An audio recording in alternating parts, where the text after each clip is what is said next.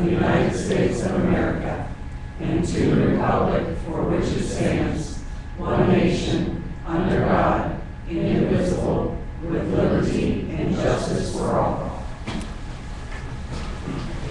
Dean, make sure that this is... Okay, item 2 on the agenda is recognition of visitors. We had 3 people who want to be recognized. And we'll start off with Mr. Greg Rubin. Sign in first. Hi there. Greg Rubin, I'm a high school teacher here and coach cross country and track and field, and have been so for 16 years. First, I'd like to congratulate the board and Dr. Hill and everybody that has been involved with this successful passage of the levy. The community, teachers, and staff really appreciate everything and all the hard work that has gone into that. But secondly, I think what's important now that the levy has passed is that I was wondering if the board would consider lowering the pay to participate fees for this upcoming spring season. There are a couple reasons for that. First of all, I think it would be an immediate reward that the voters could see as a result of the passage of the levy by lowering the fees, and it would help out those parents that have paid the $300 for the fall and the winter sports that their sons or daughters may have been in. And by lowering it, again, it would just take that little bit of burden off of that. Secondly, I think by lowering the fees, it would increase spring participation. Being a teacher here at the school, I've had several kids tell me that they're interested in playing softball, baseball, or track and field, but being the third sport or second sport, their parents can only afford to pay for one. So by lowering that fee, again, I think participation would increase, and I really do believe we do want more kids being involved in extracurricular activities, whether it be sports or drama or whatever it might be. Thirdly, participation fees, I believe, were instituted during the winter season 3 years ago. So the fall sports season was not affected by that. So, to say that you have to continue on through a whole school year, that's not really a valid argument. I believe that if it's lowered, again, you help out those spring sport athletes. 3 years ago, the fall sports weren't involved with any participation fees. Now, we've had $300 for the fall, $300 for the winter, so it would be a nice gesture, I believe, that it would be lower for the spring sports. And finally, being a coach, we're used to having fundraisers, but we used to fundraise when I was here 10 years ago, 15 years ago, we would fundraise so those kids could get extra things like sweats or warm-ups or extra equipment, whether it be for football, any sport, something extra, that's what you would fundraise for. But now it seems we have to fundraise just to have kids on the team.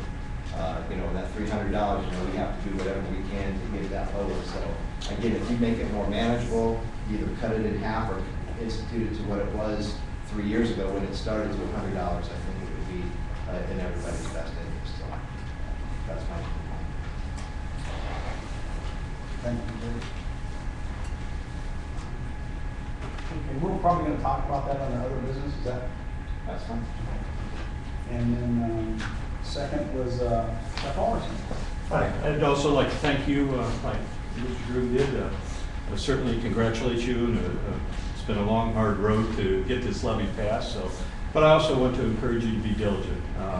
You've done a great job in making the money last. It's been there. I know I've worked with Dr. Hill and Mr. Carpenter and looking at some of the things, and some of the decisions that you've made haven't been easy decisions, but yet the core value of education is important, and where you have to make those decisions, even though the levy is passed, we need to continue to have that diligence that you've had in looking at those core values and making the appropriate investments in the school and in the children and in the programs that you have. So even though that's passed, I just want to encourage you to continue on that track and not to lose sight of the fact that there's still hard times ahead. It's not a lot of money coming in, but it's certainly going to help. But congratulations and good job. Thank you. Thanks. And Sean Miller. Hello. Thank you for all your hard work. We appreciate it. For those that don't know me, Sean Bernay Miller, I'm the secretary for Waterloo Community Action Committee. We did do a lot behind the scenes for the levy, but I do want to remind the folks that are here, that wasn't our purpose to come together as a committee. We created Community Action Committee 1.5 years ago to promote the school out into the community and the community into the school. So those of us that sit on the board at Community Action Committee are very excited that we can move on to why we created WCAC. Our next meeting is next Tuesday here in the Media Center at 7 p.m. So if you care to join, we would greatly appreciate it. We can move on to the next phase of our life in community action. Waterloo KTO, for those that don't know, are holding a Harlem Wizards versus Waterloo staff and teachers on March 20th. Tickets are on sale, pre-sale tickets. Our student tickets are $8. Our adult tickets are $10. I do have tickets here tonight if you're interested. Tickets will be on sale at the door as well. Those will go up to $10 and $12. Thank you. Thank you. Looks like Mr. Booth would also like to. Yeah, I didn't get to sign anything, I heard someone else say. I want to throw something out in front of you that I witnessed here, it's a couple of sporting events. At this time, I think we lead the county in fans being tossed out of the gym for the way they conduct themselves. Now, when a high school coach gets disciplined, I think he can't come back and coach the next game. They got stipulations like what happened up in Wyndham at school they played, where the kids walked out of the gym, went into the locker room. They're still looking into that probability they could be, or the coach could be banned or facing consequence. I witnessed humiliation, and I heard it from the community about we have some of the worst fans in the county. I don't know if we're covered under, if a guy gets continually thrown out of the gym for the way he conducts himself in front of his kids or his family. I just wonder if there's a way you could suspend that person from coming back to that gym for one game to set down some precedent. Because I think this year I've seen 2 or 3 people. The referee came down, and what it amounts to is either one of our administrators got to go humiliate himself, where a deputy sheriff should be doing. So maybe we would throw a message to the people that come to these sporting events. I think the worst probably could happen in football, but I think the worst thing is the basketball game to attend. I don't know if it's covered under the Ohio high school thing or. I'm personally not aware of any. No, I don't know why we couldn't do something like that. I don't know that something like that, quite honestly, has been thought of or talked about. So I think it's worth looking into, in my opinion. So we will do that. I just, over the 40, 50 years I've been running games, I've seen one game or 2 or 3 guys, people throwing out. Yeah, I know we've had a rash of those here lately, within the last couple of weeks. And that sportsmanship honor that we have up in the gym, to me, it doesn't mean too much to anybody. It's a lot of these first year parents that come to the thing and they don't, I mean, they're unbelievable, some of the stuff they say to the referee. Some guys don't take it that way, but some guys, I mean, they'll stop the game and you're out of here. So it's just something you want to look into. Have we had any, do you know, have we had anything like that in the past? Nothing I'm aware of. Okay. Well, We haven't, I mean, this year seems like, and I haven't been to all the games. I certainly haven't seen most of the games that people were rejected in. But it seems like this year, just what I've heard around the community, you guys have been more than I have. You certainly been to those games. That maybe, and Ken, maybe there's an issue this year. Well, the issue is the officiating this year. Every single game has contributed to a lot of it. That's all I'm going to say. Well, and one of the things that I would have no problem if that's what we want to do, and if that's what we decide to do. Maybe if you get ejected, well, then you're not allowed to come to the next game or whatever. If you get ejected 3 times during the season, well, that may be something we want to discuss.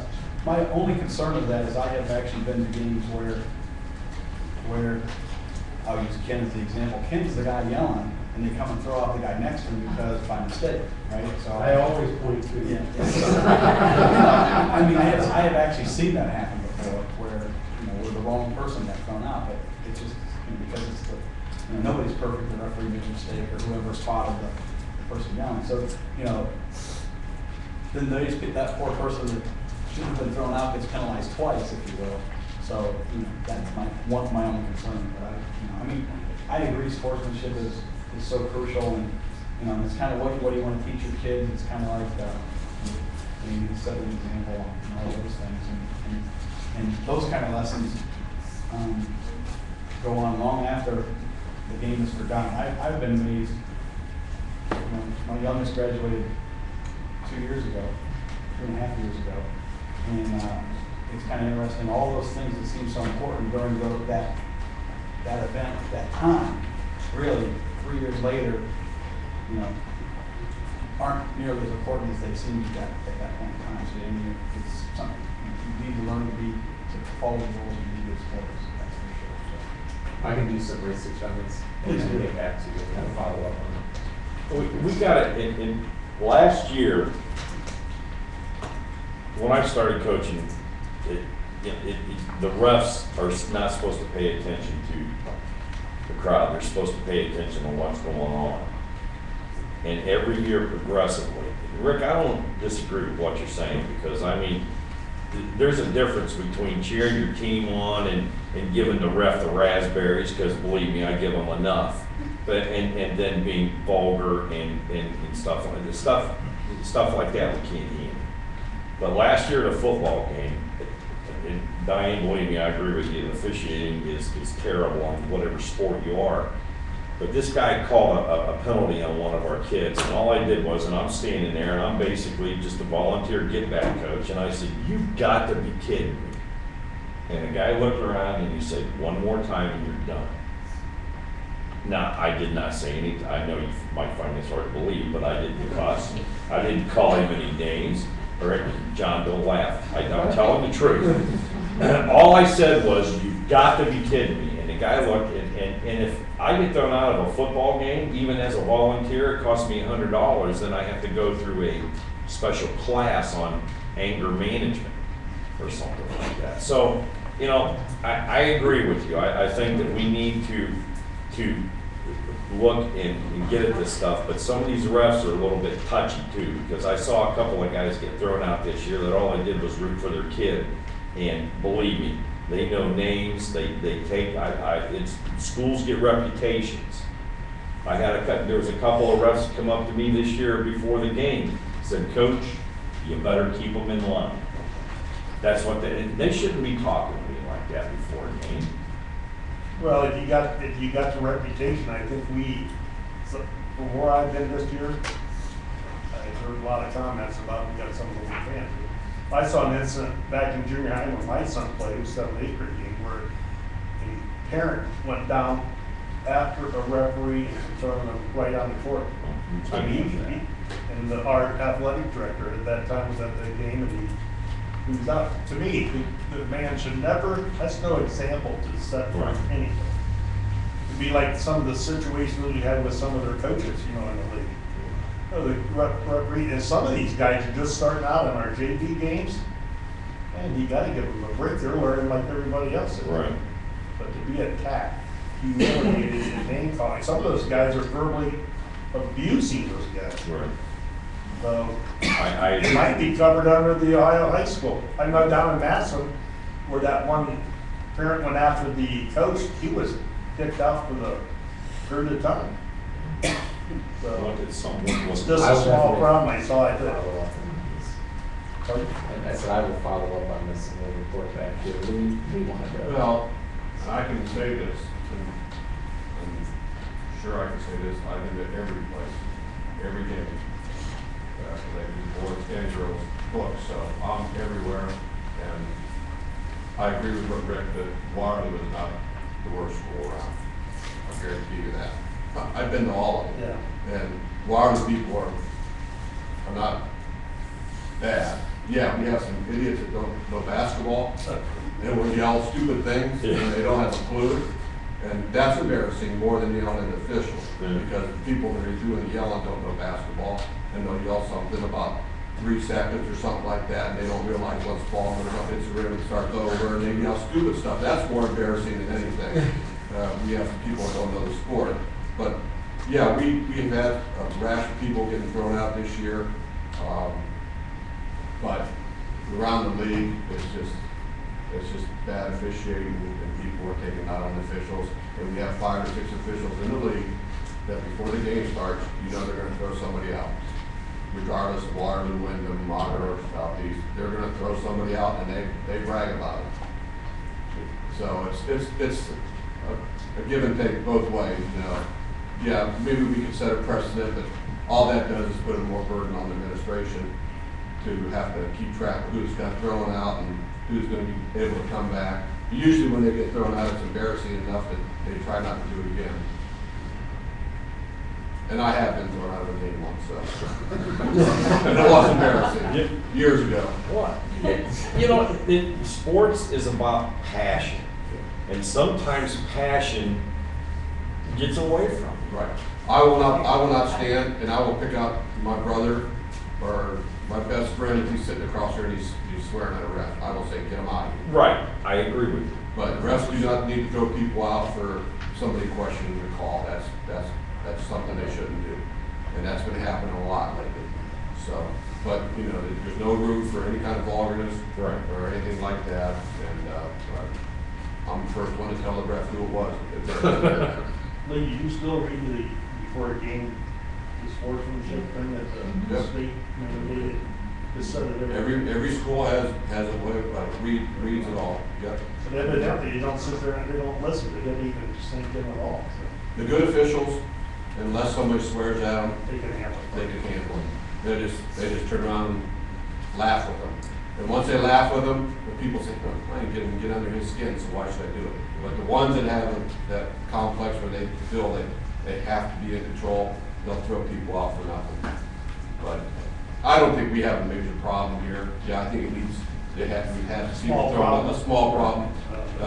I still think our fans are good to other fans and good to other teams, stuff like that. And maybe the officiating is maybe where we need to address it more. But I still think we greet other teams here very nicely, and their fans and all that stuff. I agree with what you're saying too, because I've had plenty of people come up to me and say how well this school addresses other schools when they come in. Right. And I was gonna bring that up. Well, a classic point is, later. I'm not trying to toot Waterloo's horn, but when we went up to Wyndham and did that. Yeah, I brought that And up. we did that for Wyndham. The Wyndham people have been so thankful in the way we handled that. And that was Waterloo schools, not me, Warren, not John or Jack, not Jason Wise. That was part of the Waterloo schools. And Dr. Hill was there that night, and I think he was pretty proud of how that went down. Yeah, it was very nice, but, you know, I will say, while it was Waterloo schools, the Hornet was the driving force behind that, so I want to give you credit where credit's due. But that's the kind of message we try to, as a group, try to perform. Yeah, we do have some people that like to talk a little bit and talk out loud, and I'm sure that'll get better. Well, we scream at the TV. You know, like that does any good, but I scream at the TV all the time. It's just, we gotta, you know, gotta control something. I'll do some research report that. Anybody else before we call it? Okay, then this time we'll call to order the regular meeting of the Waterloo Local Board of Education. Roll call, please, ma'am. Gump. Here. Whittlesey. Here. Pusateri. Here. Fletcher. Here. Jones. Here. Okay, that brings us to the President's report. Want to echo the sentiments that were rendered tonight. Thanking the community and the voters for passing the school levy. Thanking the WCAC, all the volunteers that did the work, all the board members, everybody that went out and talked about the levy, and those that voted for it, and really appreciate it. And we are going to continue operating very fiscally responsible the way we have, at least for the last 24 years, and I know 12 years before that, so the last 36 years, and do our best to make this levy stretch as long as possible. The last levy that was passed in '95 was slated in the last 3 to 5 years, and it lasted 18 years. So, you know, you never know. I wouldn't want to say that it's an emergency levy, so it's going to be back up in 5 years, but nonetheless, we're going to we're going to do everything we can to make that money last as long as possible. So, dovetailing on the participation fees that Mr. Gergen brought up, we need to have a discussion. If anybody wants to bring up under executive session, that's fine with me, about what our fee rate schedule is going to be for next year, or if we want to look at something earlier. Other business. Under other business. Yeah, is that what I said? I'm sorry, other business, yes. Right now, we're looking at finalizing our plans, giving our certifications for the funds that we have coming in based on the new levy, that kind of stuff. So we can always have that discussion on other business. The last item, before we get to the accommodations, I want to bring up is that one of the things that I've always strived to do on the board is have complete honesty with the community, transparency. There's no hidden agendas. It's pretty much what you see is what you get, good, bad, or indifferent. And sticking with that, I'm sure most of you here know that my wife is a teacher within the community, with the school system. And as part of that, I have always abstained from any vote that has to do with her contract, her being employed, her contract, the teacher's contract, those kind of things. But now, as board president, it kind of puts me in a little bit different situation.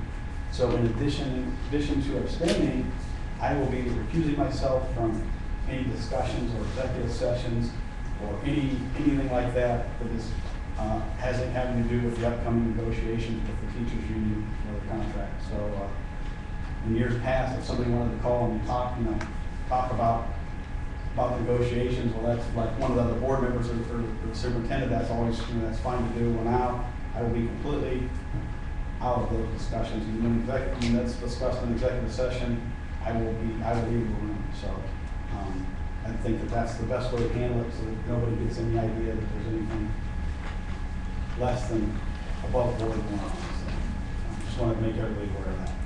So that was very important.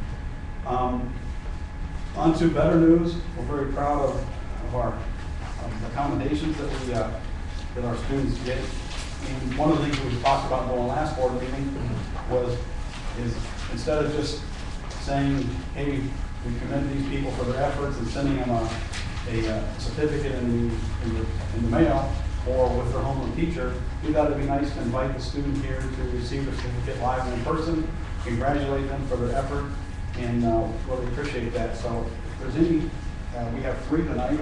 If you'd like to come forward, we'll give you your certificate. I know that I believe Emma Hutton is here. Emma Hutton was the 6th grade spelling bee champion, correct?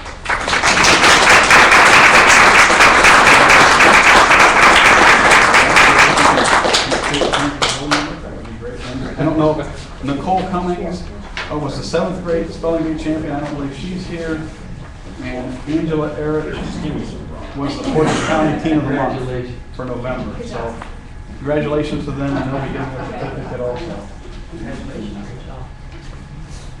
We appreciate the hard work. Now, spell supercalifragilistic. I can't even say it. How would you know if you got it right?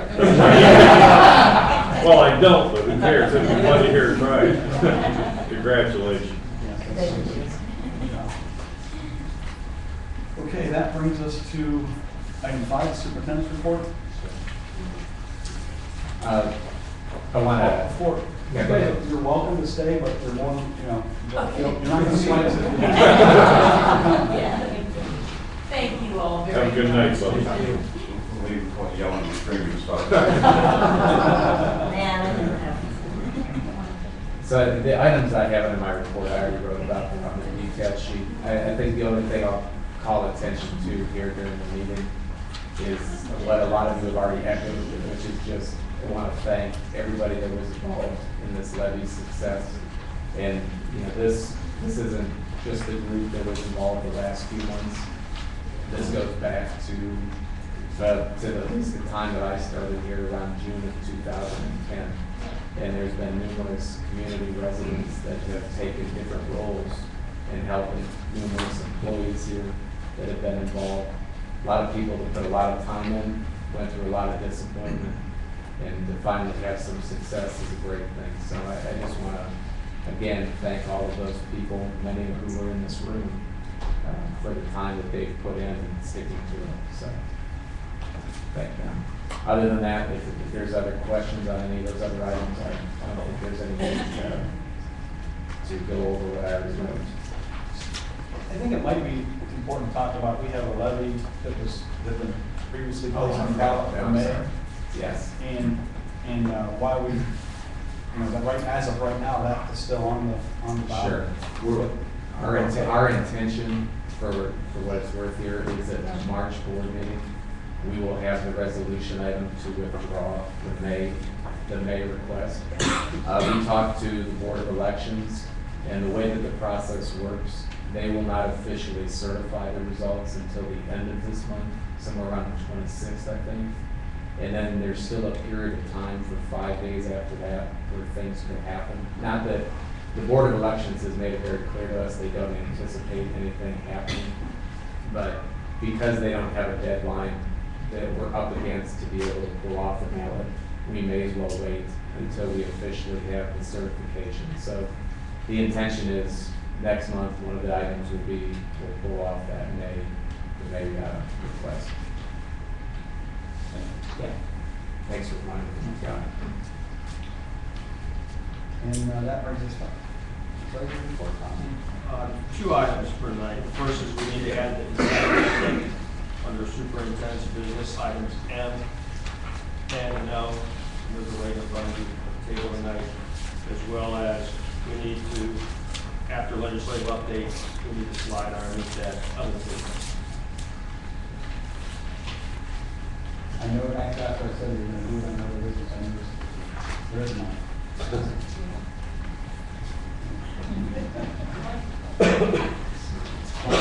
Proper planning. Okay, things like, Maplewood update? Maplewood's meeting was the same week we had ours in last month, and it was an organizational meeting along with the regular meeting. People were sworn into office. We did not have any visitors that day, and the talk was mostly about having sophomore invitation, and I think quite a few participated from the school here, almost all the sophomores won. And then our meeting, to find a follow-up on that, will be next Thursday. We had a person absent, usually talks a lot that day, so there was not a whole lot going on. We only had like a 30-minute meeting. Staff don't have anything else to report, and have all the updates here. Thank you. And that's all. Thank you. Legislative update? Well, the House and Senate have gone back to work. Right now we have 22 separate items that are on the bill tracker, with none being prioritized or none enacted as yet. Of course, it's all starting. House Bill 59 will be what we really want to watch this year. It's the proposed biennial budget bill for 14-15, and it'll contain language implementing the governor's school funding plan. I do, along with most of the other state people, caution the public to hold their thoughts, so to speak, until this process works out. It's very, very preliminary right now. We have no idea what the end result of the governor's plan will be, and I'm sure it will be tweaked and massaged quite a bit between the House and the Senate before it comes to something that is enacted. Right now, everyone's trying to figure out the language of the bill. I mean, you have qualified professionals that do this for a living, that are dissecting this and saying, does it mean this or that, or could it mean this? And so, you know, it's quite a process. So that they'll be considering that over the course of the next few weeks. The House Education Committee kicked off hearings on the various changes to the third grade reading guarantee, and you can see this is something that was quite a issue last year, and it is still being tweaked, and things are still trying to be put in place that's going to make it the most effective bill or law that we can provide coverage for everybody. So, you know, the legislative end of things are always a guessing game until it's in writing and enacted. And hopefully we'll have more exciting things over the course of the next year. Good, thanks. Any questions for Ken? Okay, brings us to other business. Would anybody like to bring up any other business at this point? I think we ought to talk about what Greg brought up. I guess I can start the conversation on that. First of all, I'd like to say it wasn't the board and the WCAC and everybody else that was the winner in this levy, it was the kids. I know that everybody worked hard, but we all had a common goal, was to make sure that these kids get the best education we can give them. So as far as I'm concerned, I'm sure everybody else here sitting at this table, they were the winners in this thing. One of the things I'd like to do next on that is get those 900 some odd people that voted no to try to get them to understand that we're doing the best thing we can, and let's get those no's down and get some more people on our side. So that's one thing that we'll definitely shoot for this year. As far as the pay to play, I've had a lot of calls, and I was here at last night's girls basketball game was probably the most awesome game I've ever seen in my life. This thing went to double overtime. It was a nail biter. It was senior night, and it was just, I mean, it was dying. If I'm lying, I'm dying, right? I mean, it was awesome. It was probably one of the, yeah, it was just great. I can't talk Pet's about house, that was nice to see everybody come out. it. Yeah, it was a great In the night. back row, so I'm really kicked out. Ken's one of the guys we gotta watch, right? I had a lot of parents come up to me last night asking me what we were gonna do about it. And, we did get a levy, but if you remember what happened for the last 2 years, we basically asked the community, what do we gotta do to pass a levy? And the people that took the time to answer the surveys that Andy sent out said, give us the least amount possible for the least amount of time. And that's where we come up with the numbers and the time that we did. So just because we got this levy doesn't mean, and just like Chuck said, we've got to be good stewards of this money. So we don't have that open pocketbook, but also, and I agree with Greg, I think if we could get, I know a couple of seniors right now that aren't going to be able to play because they just don't have the cash. I don't know how much money that we made on this thing. I don't know how much money it actually makes us, but if we were to let's say cut it in half and start now, I mean, how much is it really going to affect our financial situation? Well, what I understand, we don't see any money until fiscal year 14 anyways, right? We start We collecting start calendar year collecting. 2014. Right. Yeah, Start. so I mean, we don't even have the money yet. And I don't know how, I believe in our budget projections, this is taking into account status quo of $300 pay to play. Our current project forecast. Yes. Got that. Yes, so if we pull back on that pay to play, that's gonna affect our projections, right? Well, Yeah, yeah. I can tell you our Yes, numbers sir. here. This is what we projected. Okay? I'll take you through 2 years that we've been doing this, a little over 2 years. We had budgeted in initially for a full year cycle when the amounts used to be $100 for high school and $50 for middle school with no cap. We had budgeted in $54,280.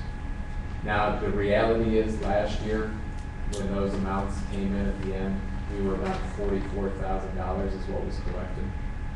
So we were about 10,000 less than what had been projected. This year, when we decided to raise it 3 times to the 300, 150, and say I can put that $1,000 cap in. Do you remember we had also projected, I think it was, it had a 30% reduction factor because we thought that we would lose some. So we projected that the total aggregate amount that we would bring in with that reduction factor was $87,599. That included the break for families with the cap, that included the reduction factor, all of that. So, you know, we're moving ourselves through the year here. That, but as you point out in the past, that 87,599 is built into our 5-year forecast. So anything that we were to do to that to potentially reduce it, we would have to alter that in our forecast because it is there. Dr. Hall, does that account for if we lose a student because they pay to play and go somewhere else and we lose $5,000 or $6,000? No, There's no way you can account for that. we don't have that accounted for. Because it's going to happen. If you do Yeah. that thing. So that those are the numbers that they are.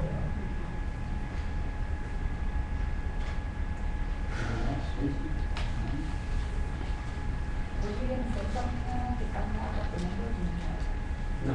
Oh, okay. Wait for you. I just wanted, I mean,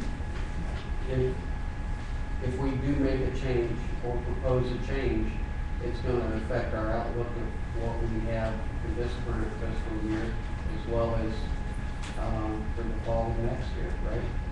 Right. Right, I can see where he's coming from, I totally agree, but then I do believe that we need to stay consistent to what our plan was originally, at least throughout the school year.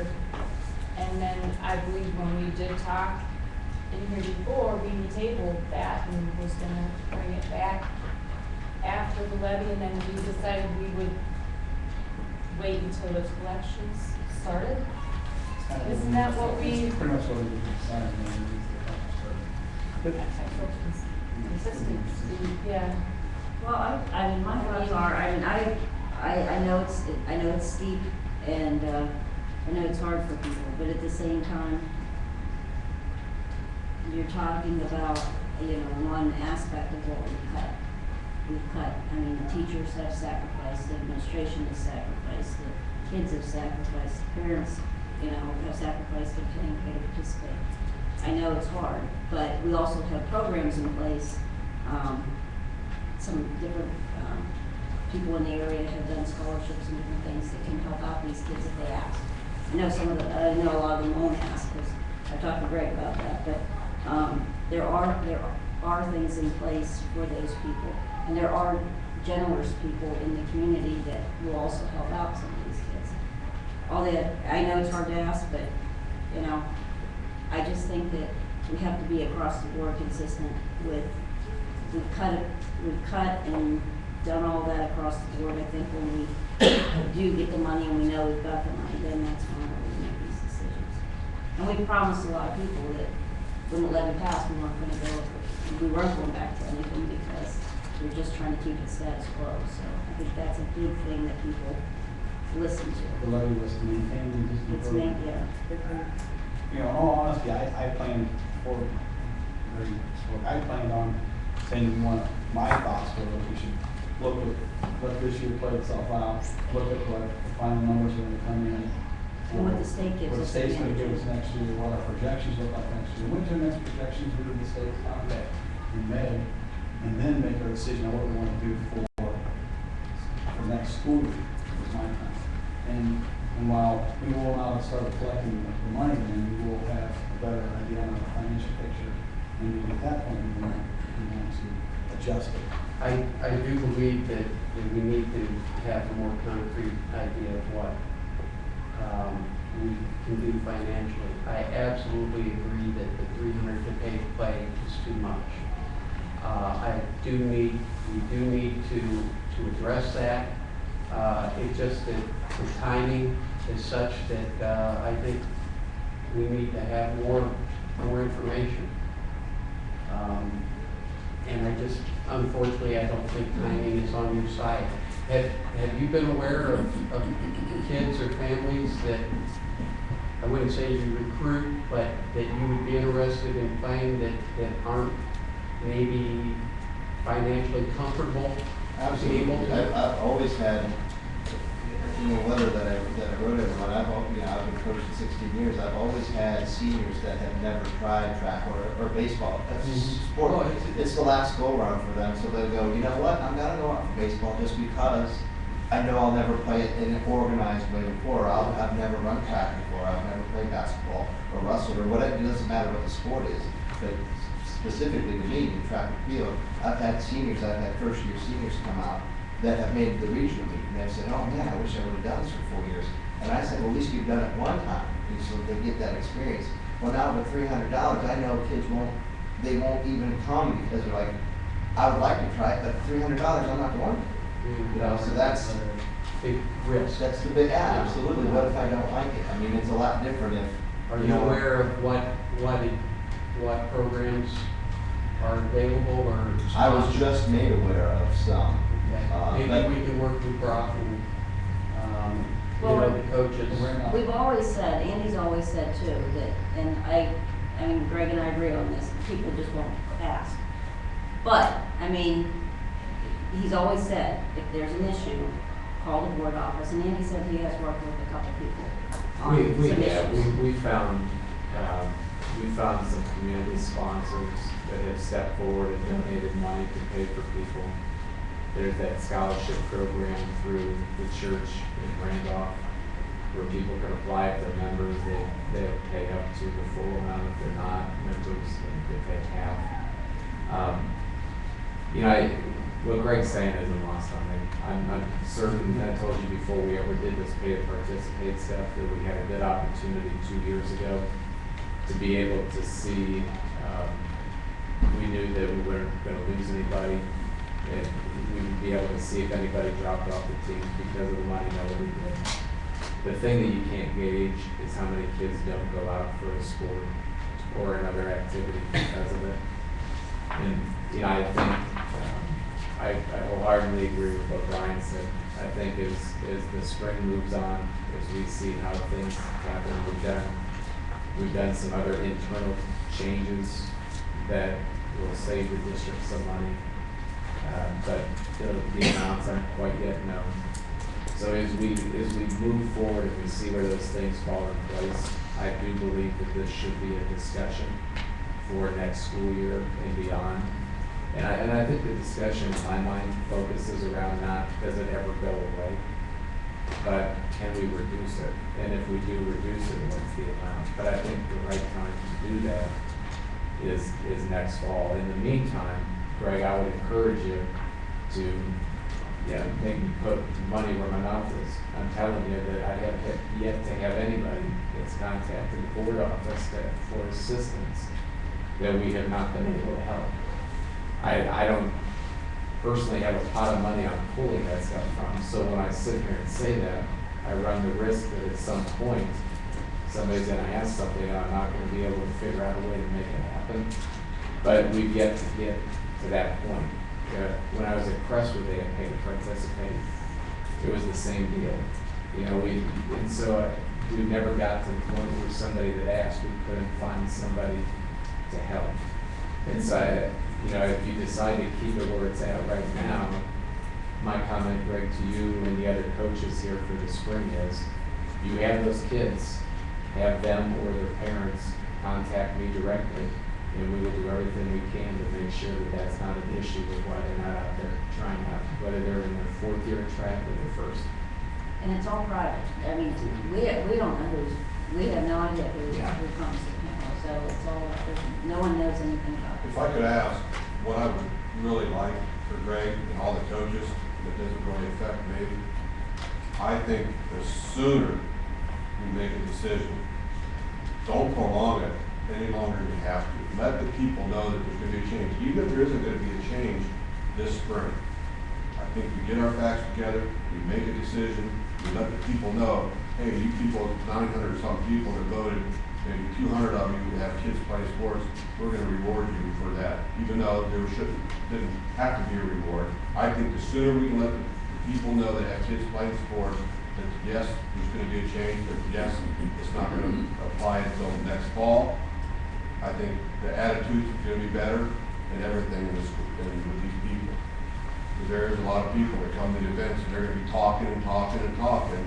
So if we can get everything together by next meeting or our April meeting, and we make a decision what we're gonna do, and we get it out to the public and say, hey, we're gonna be able to do this in the fall instead of waiting until August.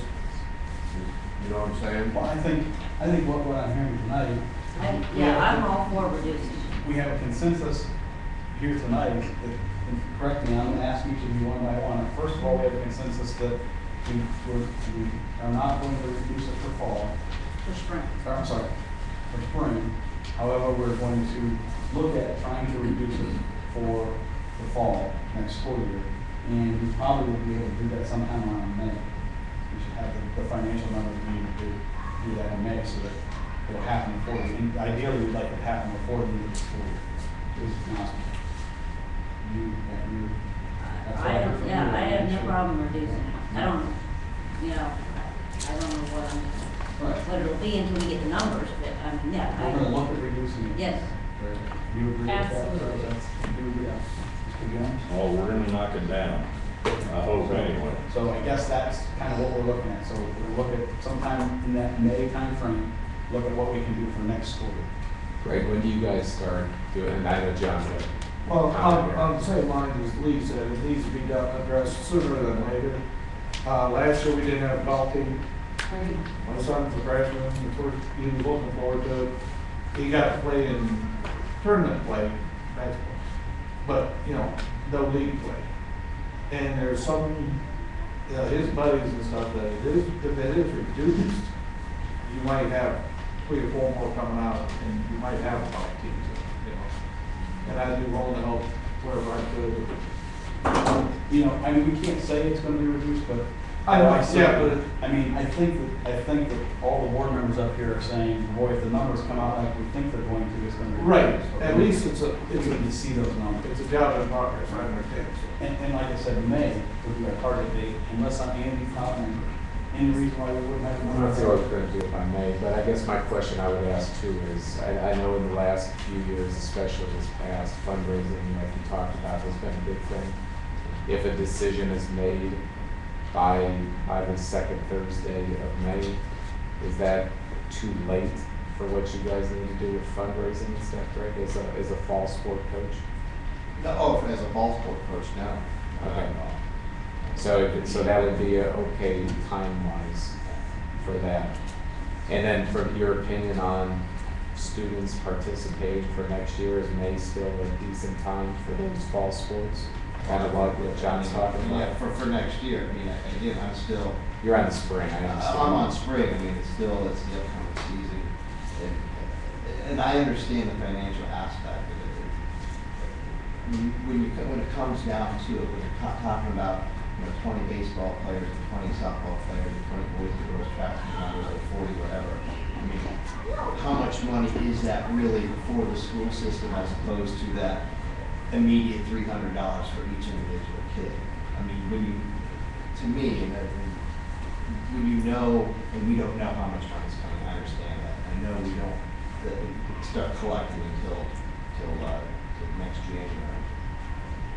You know it's coming. It's like, okay, do we really need that extra $20,000? And granted, that's a lot of money, but to me also, when it wasn't instituted, when pay to play wasn't instituted in the fall, when you have a majority of students in band and football and soccer, boys and girls, cross country, whatever, when they weren't effective, to come back and say, okay, we're going to lessen it for the spring, I think that sends a much better message than status quo will lessen it in the fall. It seems like spring sports really, and winter as well. I mean, they took the hit a couple times already where the majority of the students that are in fall sports, not that they got off easy, but the winter they didn't pay at all. So that's where I'm seeing it what's happening.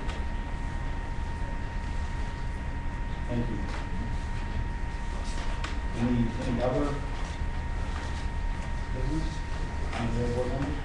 I was just gonna to bring that up, and we already did, I got the article in about, Waterloo and Wyndham. Basically explain the whole thing already for me. That was very nice. It's just nice to see. And I have a lot of people that come into my business and, you know, talk very highly about all of these things, so nice job, Lynn. Yeah, thank you for doing Okay, that brings us to item 9, I guess, the consent agenda. that. The items that I want to detail, I've already wrote about on the detail sheet. I do want to just point out two, just to draw attention to them. The first is, I think it's item G. So tonight, we have the retirement resignation of Catherine Casper. She's been in our district 35 years, so she's planning to retire effective June 1st. So thank her for her years of service here. Wish her the best in her future.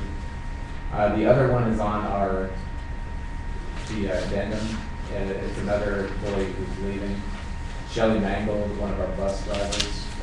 Much different situation than Catherine Casper. Shelley's probably been with us maybe 3 months. But she's done a nice job during that time. She's going to stay on as a substitute for us, or as a driver and custodian, but she's gotten an opportunity, I believe, for a full-time position in a different capacity with Harper Hampton, I think it is. So her last day will be the 22nd, resignation effective the 23rd. So we thank Shelley for what she's done for us here in this short period of time. I think all the other items, like I said, are detailed out if they need to be. Are there any questions on any of them? I did have one question. I apologize. I meant to ask about this for the old baseball uniforms that are. Yes. Is there enough of those that maybe we want to donate those? I mean, are we going to try to sell those, or what are we going to do? Yeah, Matt Dockery would like to, I think they go back to the boosters, is the way that goes, because the boosters purchase them, and then I think the plan, and correct me if I'm wrong, but I think the boosters are going to sell them then to former players. Is that what we're doing? Anybody wants to. My thought was it would make sense to donate them to Waterloo Community Meeting, if they had a natural number for a new team, something like that. Well, what happens is, the process is the boosters buy all our uniforms. But once the boosters buy the uniforms, and they become property of the school automatically. And then we, about a year and a half ago, we talked about whenever they're not being used anymore, that they can be turned back to the boosters, and then the booster sells them to offset. This year happens to be he's buying new uniforms for baseball this year, so it actually works out good. There's not that much. They usually sell them for about $5 a jersey. No one usually wants the pants, so but usually about $5 a jersey or something. It brings in a little bit to help offset that cost. So. Back on that baseball thing, why don't, just a suggestion, couldn't they just take those to like the reverse raffle and maybe do an auction on those? Would that bring more money in for those? Problem with that is, we had a problem before when we tried to do something extra and it took a longer time. We ended up losing They people. about hung us from the rafters out Yeah. there because they wanted to get the raffle done so they could start partying. If we throw That's a something good that takes idea. an hour, then they're gonna be chasing us out the door again, I have a feeling. But that's not a bad idea. Well, maybe like a different event then that, Yeah. you know. It's a good idea, but like Brian's son played baseball. Right. So Probably chances not. are he would like John's uniform. So you just, it'll probably be me, but just see either Matt or me, and we can set it aside. And usually those are the ones that are buying them, are the ones that their kids wore those uniforms, so they would like them for, and so you end up getting them that way, so that's usually what happens. Yeah, That's what we did at football. We sold them at the football team, because then the parents got first dibs, and that worked out. Yeah, my thought was more with community baseball, Yeah, but that's fine for selling. yeah. Okay. They can probably give the extras if they don't sell them. Yeah, I was just thinking if we had an E-League team or an F-League team that was big enough to wear them, That might be cool if they were in high school, because high school, a lot of the high school, that's my own thought, that's fine. Good. If you get some money for them, that's a good thing. Okay, any other questions? They need a motion, yes. Need a motion to accept the consent agenda? Second, please? Second. I guess we'll ask any questions or comments again. Roll call, please. No? Yes. Whittlesey? Mr. Terry? Yes. Fletcher? Yes. Jones? Yes. I apologize, I did want to comment. I got sidetracked by the jerseys. I had Mrs. Casper when I was in school. And, for English, I believe, and, English and journalism, I believe, just the two classes I had before. So I wish her the best of luck. And, Yeah, I have her too. yeah.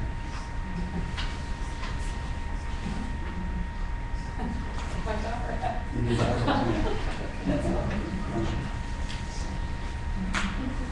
Okay, that brings us to executive session.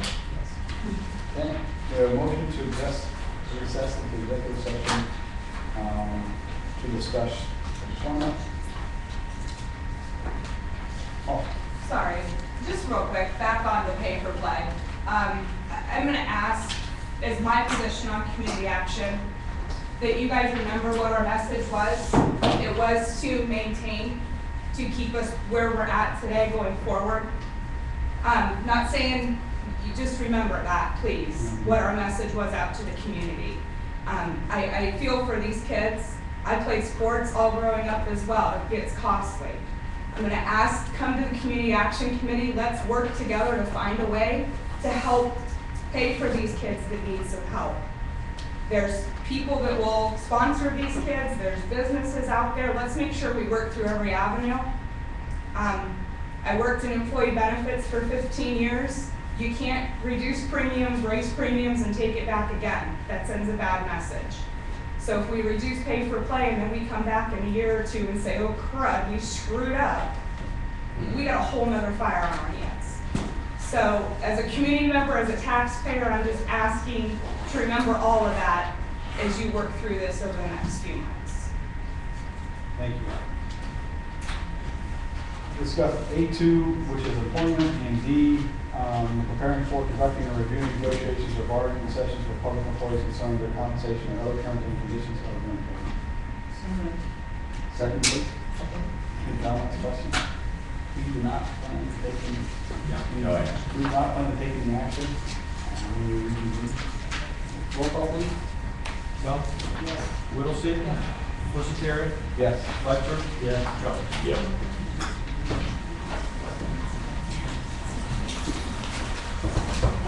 Appreciate the Atwater attendance tonight. There you go. Smiling face.